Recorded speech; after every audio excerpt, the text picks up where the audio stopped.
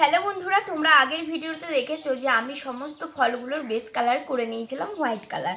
তো এখন আমি ফলগুলো কালার করব। তো চলো প্রথমেই বেদানাটার কালার করে নিই রেড কালার।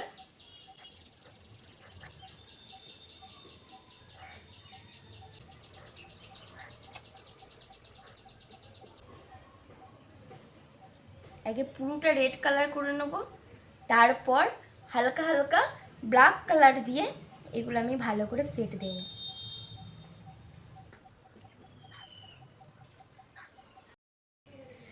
এখন এই আমটাকে কালার করব।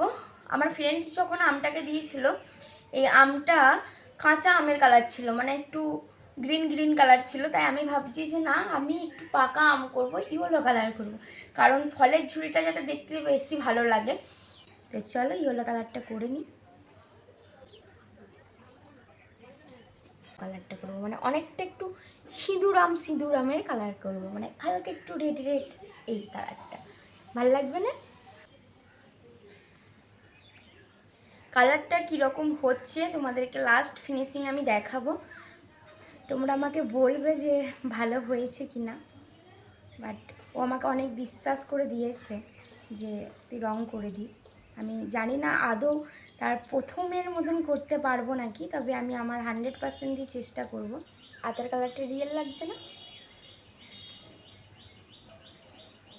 আমার সমস্ত ফল কালার করা হয়ে গেছে, আর এখন আমি আপনাদেরকে দেখাবো যে কালারগুলো কীরকম হয়েছে। আপনারা আমাকে কমেন্টে জানাবেন যে কালারগুলো ভালো হয়েছে নাকি। তো চলুন আপনাদেরকে দেখাই। এই দেখুন, আমি প্রত্যেকটা ফলের কালার করে নিয়েছি, দেখাচ্ছি। এই দেখুন আতাটা ঠিক আমি এরকম কালার করেছি। আর এইটা হচ্ছে বেদানার কালারটা ঠিক এই রকম করেছি।